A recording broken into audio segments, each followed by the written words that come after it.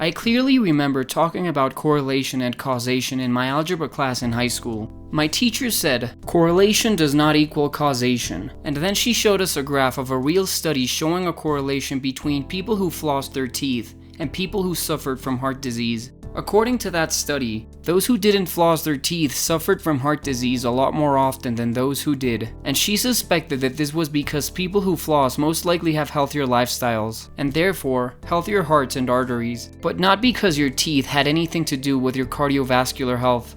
This made a lot of sense to me at the time, and I have to say she was a fantastic math teacher, but I'm not too sure I agree with her anymore. Fast forward a couple of years to my first semester in college. We had a guest speaker in one of my classes who introduced me and the rest of my classmates to something called Orthokinetics, a subfield of dentistry that focused on aligning the jaw to improve health.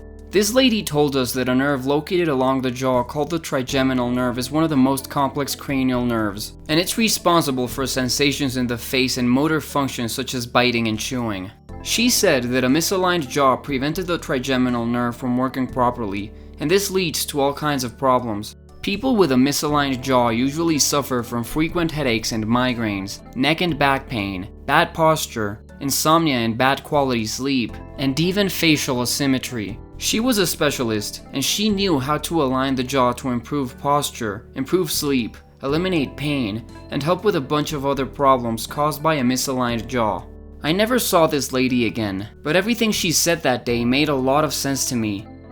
There is a lot of evidence suggesting that your oral health and jaw alignment are both a lot more important for your overall health than most people think. They both impact your entire nervous system. Having poor oral health can increase your likelihood of having cardiovascular problems because the microbes in your mouth can get into your bloodstream and end up in your heart. In fact, this is very common. A study discovered that a bacteria commonly found in the mouth called viridin strep, which is known to cause cavities, is found in other parts of the body in 84% of stroke victims. A misaligned bite causes the trigeminal nerve to release substance P, and it triggers a stress response that shortens your telomeres and releases the stress hormone cortisol. Cortisol is inflammatory, it causes insulin resistance, it often causes weight gain, and it has a negative impact on the heart. Substance P transmits pain signals to the brain, so it prevents you from doing things that hurt you and could potentially kill you. But like cortisol, it's inflammatory, and it makes your cells more vulnerable to toxins, so you want your body to release it only when you're in serious pain, and not when you're chewing food. A misaligned bite puts the trigeminal nerve under constant stress because it's always trying to prevent your teeth from hitting each other, even when you're not chewing food. And the release of substance P prevents you from getting a good night's sleep, and often doesn't let you fall asleep. It can also cause frequent headaches, spinal issues, neck issues, ear infections, temporomandibular joint dysfunction, it can affect your posture, and it can even prevent your brain from receiving enough blood flow. In theory, your upper teeth should only be touching your lower teeth when you're chewing food, allowing your trigeminal nerve to rest the rest of the time. Unfortunately, this is only the case if your bite is aligned. So how do you know if your bite is perfectly aligned? Simple, just bite down. If all of your teeth touch at the same time, it is. Your upper teeth on the right side and left side of your mouth should hit with the lower teeth at the same time, and your front upper teeth should hit with your lower front teeth at the same time as your upper back molars hit with your lower back molars. Very few people have a perfectly aligned bite, but this can be fixed, or at least improved. For sure, the best thing you can do is to go to a neurological dentist and have him examine your bite. He will be able to offer you a treatment, and although it probably won't be cheap, it will be worth it, especially if your bite is severely misaligned. Consider doing that at some point, but there are cheaper alternatives that you can start doing right now, such as wearing a bite guard when you sleep. The more you chew and grind your teeth, the shorter your back molars become, which changes the angle of your bite and causes the trigeminal nerve to release more substance P, which, as you now know, has a negative impact on your entire body. You can find non-custom bite guards in most drugstores in America for as little as $20, and using this cheap product will help your jaw relax and reduce inflammation. Getting a custom-made bite guard from your dentist will provide you with even more comfort and protection, but this is quite a bit more expensive. They can cost several $100s. Cayenne pepper. Cayenne pepper improves circulation, boosts your immune system, and treats migraines. But the reason why I'm talking about it is because it contains a very powerful natural pain reliever called capsaicin that can reduce your levels of substance P. In fact, if you have muscle or joint pain, there are capsaicin creams and patches you can apply to the affected area to reduce pain. But of course, if what you want is to reduce the levels of substance P caused by a misaligned bite, you want to eat it, unless you're sensitive to it. A significant amount of people are, so pay attention to how you feel after eating it. If you experience brain fog, constipation, acid reflux, and/or anxiety, don't eat it. Eat pure vanilla bean instead.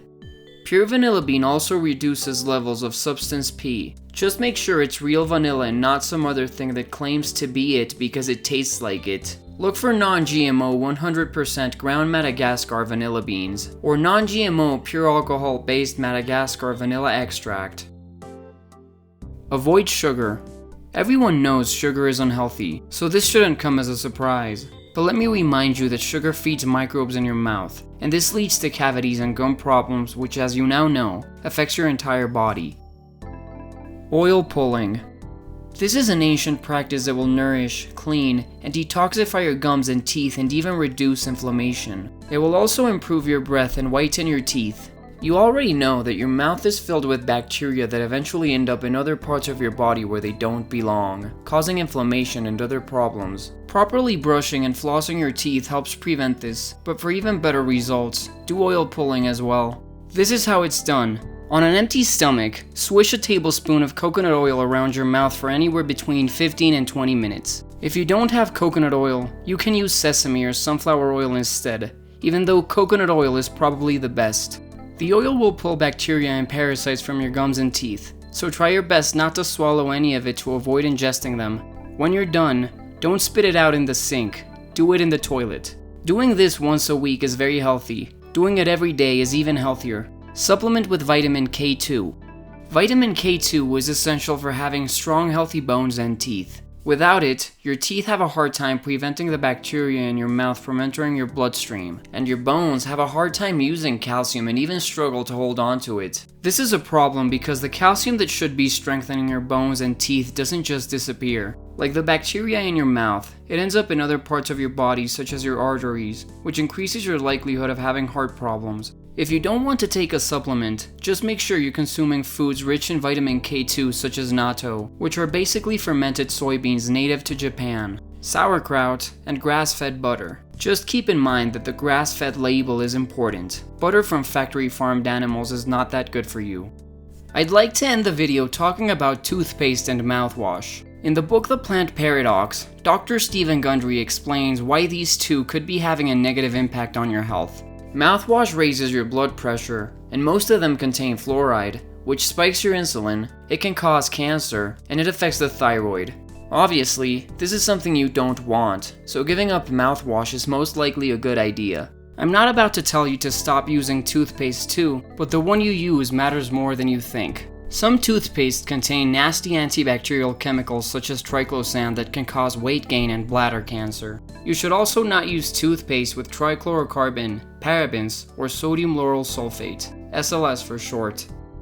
As always, thank you so much for watching. Let me know your thoughts in the comment section below, and if you like this video, please leave a like and subscribe for more. Until next time.